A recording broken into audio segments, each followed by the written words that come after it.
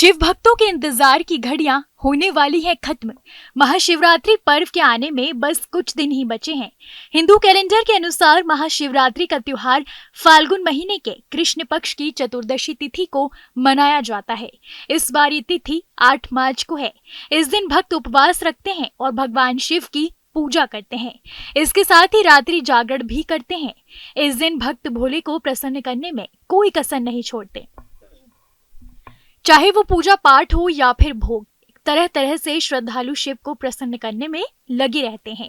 अगर भोग की बात करें तो शिव जी मात्र ठंडाई के भोग से भी प्रसन्न हो जाते हैं।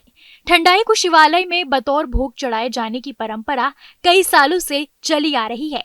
कई शिव मंदिरों में शिवरात्रि पर प्रसाद के तौर पर ठंडाई ही बांटी जाती है।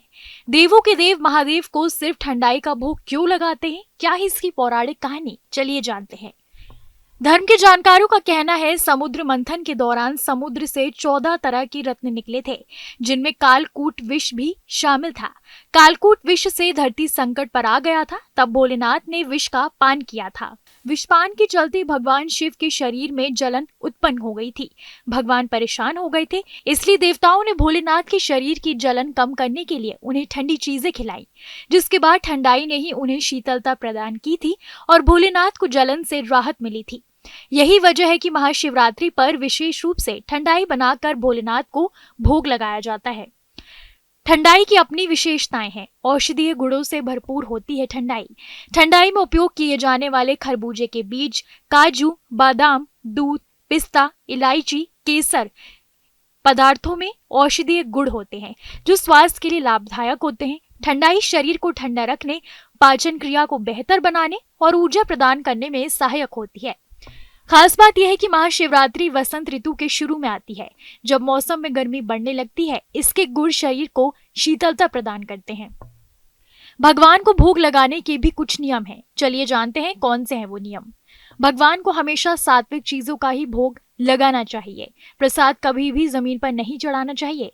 इसे पीतल या चांदी जैसे धातु के बने पात्रों में ही चढ़ाएं। प्रसाद में गंगा जल जरूर डालें। पूजा पूर्ण होने के बाद प्रसाद को भगवान के पास से उठा लें और इसे श्रद्धा पूर्वक सपरिवार ग्रहण करें। महाशिवरात्रि के दिन सुबह से ही शिव मंदिरों और शिवालयों में श्रद्धालु पहुंचने लगते हैं। शिवलिंग पर बेलपत्र, फूल, धतूरे चढ़ाते हैं और दूध, दही, जल, गंगा जल से अभिषेक करते हैं। अभिषेक करते समय शिव मंत्रों का जाप करते हैं। शिवरात्रि के दिन भगवान शिव की पूजा के साथ साथ शिव परिवार के सभी सदस्यों की उपासना की जाती है।